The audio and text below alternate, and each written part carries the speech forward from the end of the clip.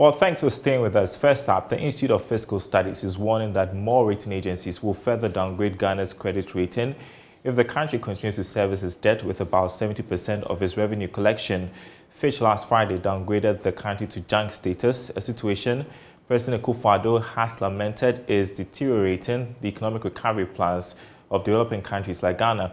Speaking to Joy Business, a senior fellow at the IFS, Dr. Saib Boachi, warned that rating agencies will further downgrade the country if it continues to struggle to pay its debt.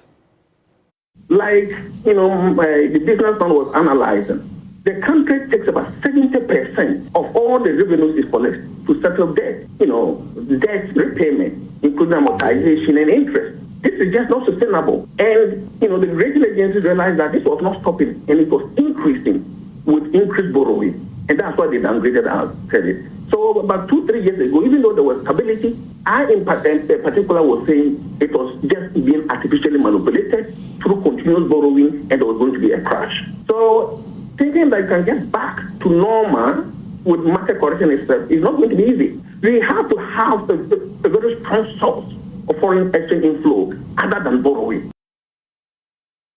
Well, banking and finance consultant Dr. Richmond Ituaine joins us on Zoom to further discuss this. We're going to talk a bit more about the IMF, but I want to ask if you agree that there could be further downgrades from other rating agencies in just a matter of time. No, thank you very much. I think Dr. Said is right. There will be further downgrading. The way it's going, we will possibly go to the worst of all the grades. So what Dr. is saying, Dr. Waje is saying, is perfectly right. And he made a point. 2018, I made this delivery. I said this at one of the forum at King Pisky, that the way we are borrowing, we will end up in this situation. But people thought that I was hyping it. 2018, a major seminar, I made this submission that we should be very careful the way we find ourselves borrowing over the limit. Now it has become a binge borrowing. Binge borrowing. There isn't anything you can do. 70% of your taxes paying servicing and amortization. It means you're left with nothing. So I think what the doctor is saying is perfectly right. And while today will mark day 2 of negotiations with the IMF for an economic program, and our debt crisis is a major issue now, there's been plenty of talk about debt restructuring and if that is the only option for government at this point. Does the government have any option? Yeah, thank you very much. I don't think government has got any options. The options are 3. You extend maturity period, especially with the foreign external debt. You have the times of extending it. But when you come to the domestic debt, which is actually going to affect everybody in this economy, including every household, it is a very, very difficult time that we have. Very, very difficult. And I don't want to mess with. If you look at the literature, countries that have experienced it, even Zambia, who have just almost the world IMF is only restructuring the external debt, not domestic. They are finding it very difficult. So I don't see how we're going to survive over the next 5 years or 4 years. It's going to be a serious issue for us. Well, there have been concerns about the potential impact of debt restructuring, for instance, on the banking sector and for investors. What will be the repercussions of debt restructuring? Just as I was coming on air, I also heard, well, people's pensions could be affected if there is debt restructuring. Yeah, thank you again. When we talk about the debt restructuring, especially we are zooming on the domestic debt restructuring, Daniel, it's going to affect everybody. The banks, if I can give you a little idea about what is going to happen, there is what we call a haircut. The haircut is very simple. You either have to go with a certain percentage of your debt investment and the interest, and discount it maybe 10%. So if you have 100 cities, you'll be getting 90 cities. And then that 90 cities, the 10 cities that is left, go straight to hit your capital. You go to hit the bank capital. And if it hits the bank capital, we're going to have a challenge, because most of the banks have huge investment in government bills.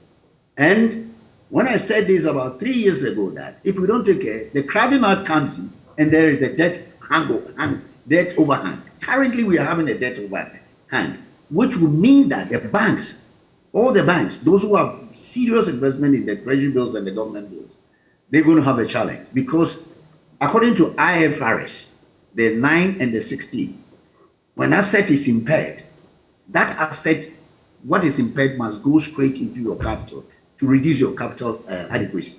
That is why you keep on hearing about the World Bank talking about what is going to happen to the banking sector. I'm afraid we may go into the same crisis in the banking crisis. And that's exactly the concern. The banking sector is just recovering from a crisis that hit it. This could be a further blow. I tell you, Daniel, it's going to be a big blow. This one will be a bigger blow than the first one. Because you see, capital, they recently capitalized the banks, 400 million. Now, if you're going to be hit by, say, an average of even 50 million, it means you're going to drop down. And don't forget, you're going to drop, your capital is going to go down, and you're now going to tell your owners to bring another capital to show something which they have never talked about. Because when they were going, they thought it was we call it a lazy banking. In banking, we call it lazy banking, where you just get government bonds, get the interest, declare profit, pay your dividend, without actually thinking in future that this can be a junk bond. And if it becomes a junk bond, as we're going, then the IFRS, the International Financial Reporting Standards, will tell you to downgrade it. And if you downgrade it, it goes straight to hit your capital. And so then we're going to have a challenge, serious one. Serious. I think if my calculations are right, we're going to have a worse than what we have experienced. That is not good, especially when people have investments in bank. We know how that played out some years back. And there's been talk also about government having a strategy. Government should have a strategy. You've made a point about consensus building to ensure that the brightest minds in Ghana's fiscal space are allowed to make their input in whatever strategy the government intends to embark on. We had the former Finance Minister, Setekwe, offering assistance if he's called on for a national dialogue. How important is it for government to consult broadly, and do you see signs that they want to do that? Thank you very much. You see, we don't like consensus building. I have said it over and over again. We have now turned the country into a political football. But what is happening is that we are not everybody is part of the political system. Now it's affecting the whole nation. So I would urge them, whether they haven't even thought about it, I would advise them strongly. And if they don't even do that, Daniel, they don't do that, I am sure the IMF and the World Bank will not even talk about their structure. They must be getting ready to bring other people on board, to bring other people, knowledgeable people, the finance and experts. You see, those who understand the ramification of what is happening to us, rather than to leave it to the very same people who messed it up to supervise it. And that would be some I don't know how to describe it. I would urge the presidency to part away with every pride and this thing and bring in people with various backgrounds, some of the good people, some of the people who are very good, to come and sit down so that we can begin to go together, so that at the end of it all, even if we're doing a haircut, then we say it is something we've all talked through.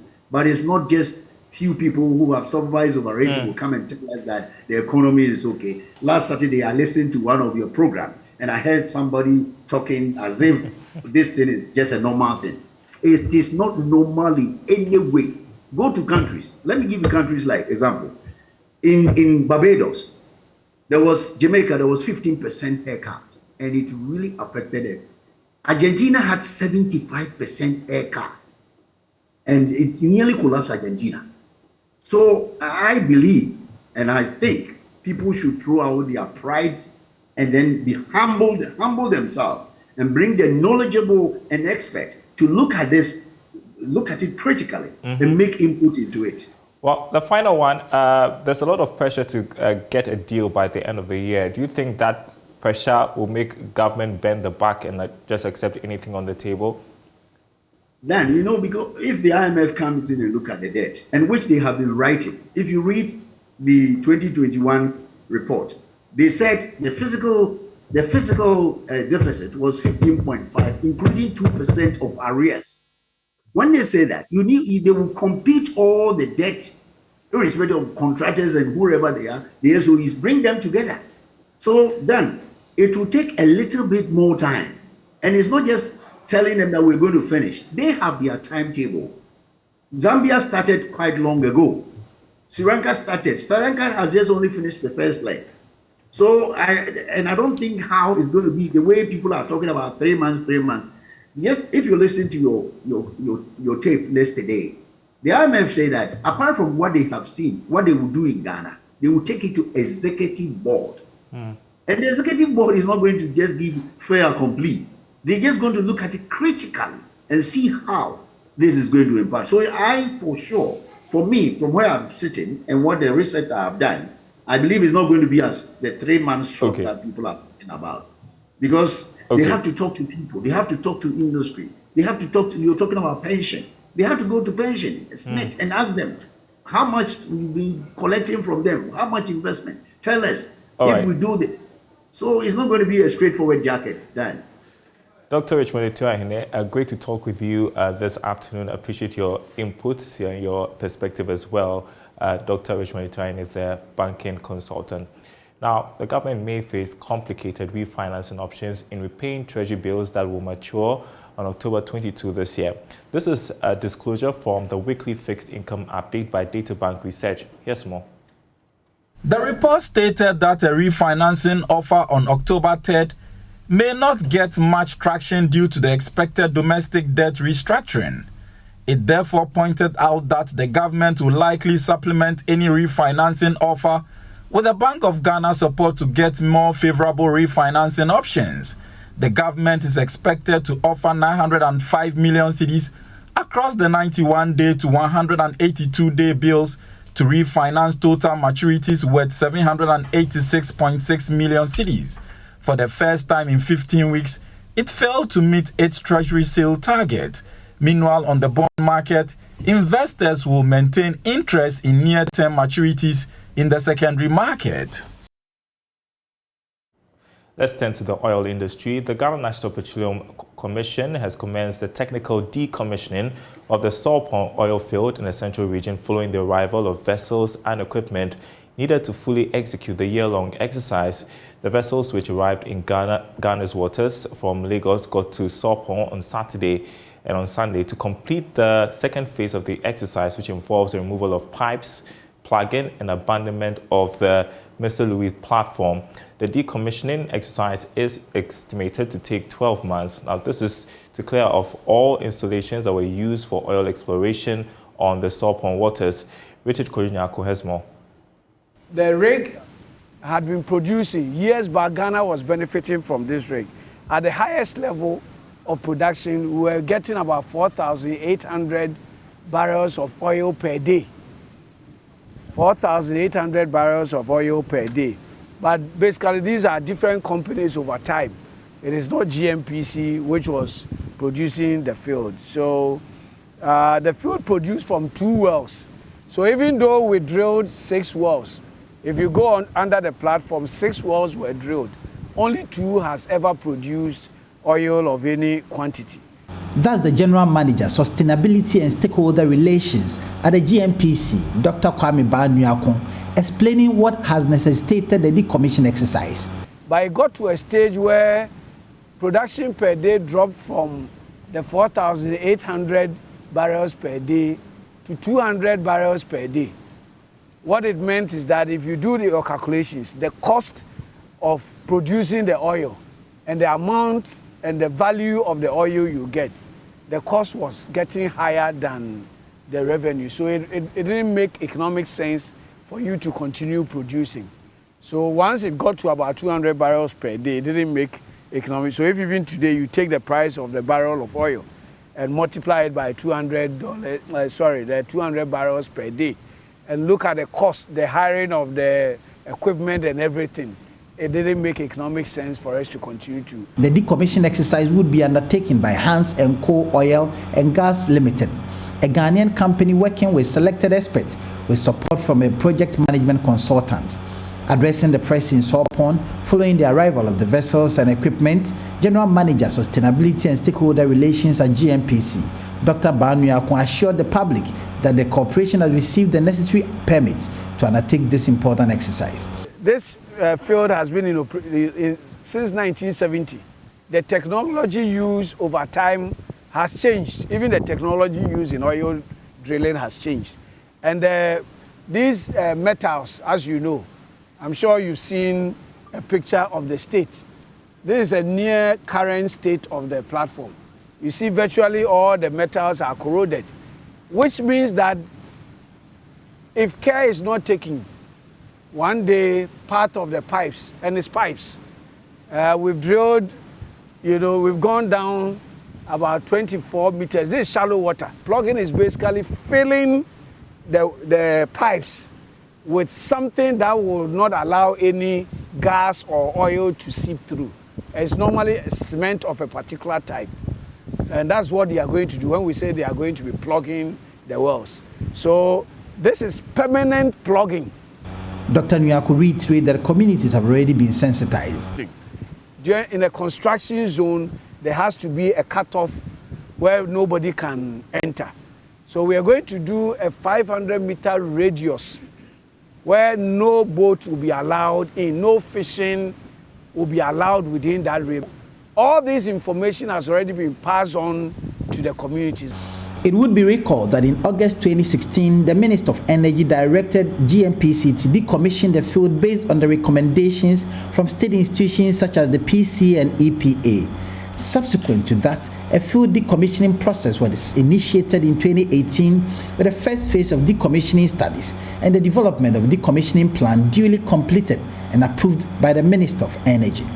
Reporting for Joy News, Richard Kwejenyaku, Cape Coast.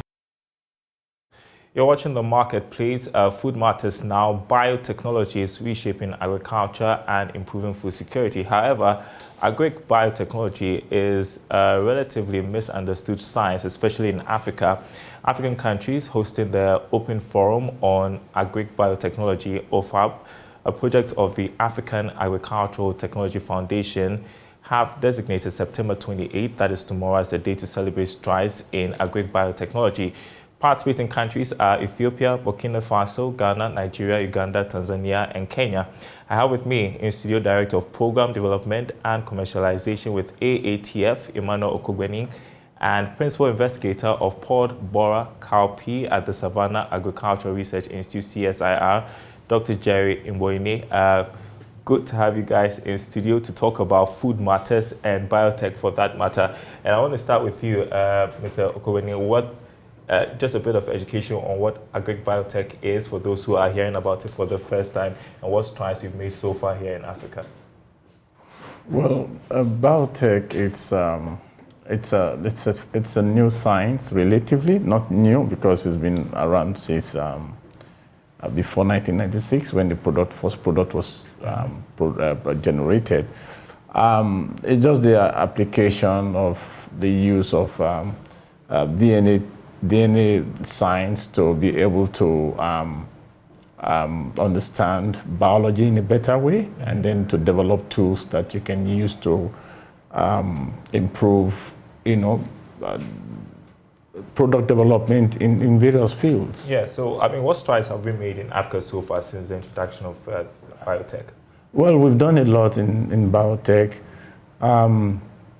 We've used biotech, for example. We've used molecular markers, genomic approaches to improve breeding, crop improvement in maize. And we've also used it in GM in maize called Tela. We have Tego products that are now being deployed in a program funded by African Development Bank called TAT. And in Ghana, we have supported PBR cowpea with use of BT gene. And we also did another project in rice called Newest Rice on nitrogen use efficiency, water use efficiency, and salt tolerance. And we still have more in the pipeline. We're also working on genome editing. Yeah, great stuff. I think recently I heard about the cowpea, genetically modified cowpea, and the progress you've made with that. I want to get your perspective on your engagements with smallholder farmers here in Ghana, and how they're receiving this new technology. Jerry. Yeah, so smallholder farmers, they've been struggling for a very long time with the cowpea crop. That is because of the insect problem on the crop. A major one being what we call the legume pod borer, the Maruca vitrata. The challenge is that it causes over 80% yield loss in cowpea. The remaining 20% caused by other insect pests. So that has been frustrating for our farmers who mostly will cultivate. Instead of harvesting over 20 bags per hectare, they end up harvesting just a little over 5 bags per hectare. And that is highly devastating for our cowpea farmers. It has led to most farmers actually trying to abandon the crop, and others too, and the few who cultivate it end up selling at a very high price. As I talk to you today, the price of grain cowpea is actually higher than that of seed. Meanwhile, in all other crops, seed cost is usually higher than that of grains. And the challenge is just because in the case of seed, it is regulated by the Ministry of Food and Agriculture. But in the case of grain, it is regulated by market demands. So once the demand is high, then the price also keeps shooting high because consumers cannot even have access to it because of the low yields on farmers' funds. And Manuel, during these times where we are concerned about food security here on the continent and even across the world, tell us what benefits adoption of biotech would have in improving food security here on the continent. Substantial, highly substantial. If you know, in the conventional science, there are a lot of constraints and limitations which is very difficult to overcome. Now, with a good understanding of biotechnology, you could alter a lot of things at the molecular level. And one of the novel technologies in biotech is the use of genetic engineering, where you would find a very good material, but lacking in one or two traits. And if you know genes that can really solve that, then you don't need to completely dismantle that variety. All you just do is just take the genes and then you add to it. That's a novel, and that's what it does. And now with genome editing again, you could do a lot. Now, what it does is that you are able to efficiently develop the ideal type. The ideal type is an ideal kind of variety you want. You can really go close to the kind of material you want. And now with biotech, we do have ability to develop materials that are resistant to pests and diseases. We can improve for resilience in terms of response to climate change. You build resistance for drought tolerance is one of them. You can also manipulate many genes at various levels for yield. So you can also explore that using organisms to improve processing and many things. Yeah, so that sounds pretty interesting in itself. And so let's focus on tomorrow's event. What's going to be the theme for the event? What are you hoping to do tomorrow? Okay. I guess tomorrow what we want to do is that Ghana has come a long way, and Ghana will be the if Ghana eventually releases that's commercial release of PBR cowpea, Ghana will be the second country after Nigeria. Wow. And that will make it a leading country in biotech on the continent. And the Ghanaian government and including the parliament have also worked to create enabling environment through acts they have promulgated, and that is facilitating research and improved environment. We also want to celebrate Ghanaian scientists, regulators, and people who have worked with us, and also to thank the farmers who have been very open to demand for this technology to accelerate improved food security. And who can participate in this event? Well, the stakeholders. The stakeholders will be, we expect government officials, we expect people we work with. OFAB is hosted by CSIR in Ghana, and they will be there. And then the CSIR has a lot of institutes. SARI is one of them. Crop Research Institute also works with us. These are the people, the regulators, and then other key stakeholders who are interested in biotechnology are all invited to be part of that celebration. Jerry, I'm going to let you have the last words on this because I know the CSIR has been doing a lot of research work in that direction. And for those watching who are still confused about biotech and there's some mystery surrounding the GMOs and all of that, they are confused about it, what do you have to tell them? Well, I guess we are now at the stage in Ghana that GMOs are no longer a mystery. You can actually see them. because we have them on the research fields. And as I talk to you now, this year we have the GM cowpea planted in 5 regions in northern Ghana. And we have farmers also helping us to do evaluations of the materials. So it is no longer a mystery as far as those who are working with us in the 5 northern regions are concerned. I guess as a country, we've gotten to a time that we must begin to take an in-depth look at our food security issues. And biotech and GM crops are one of the ways to go. It's not a panacea in itself, but it is part of the solution to our food security needs because of the increasing decrease in available land for agricultural production. So we must exploit this technology to increase our yield per unit area in the country so that we can feed the masses. And we will be following the celebrations tomorrow. Dr. Jerry Mboini, Principal Investigator with the CSIR, also Emmanuel Okugweni, Director, Program Development and Commercialization, African Agricultural Technology Foundation. I appreciate your time with us this afternoon on The Marketplace. And that's our program, everyone. Thanks for watching. We will be back same time tomorrow.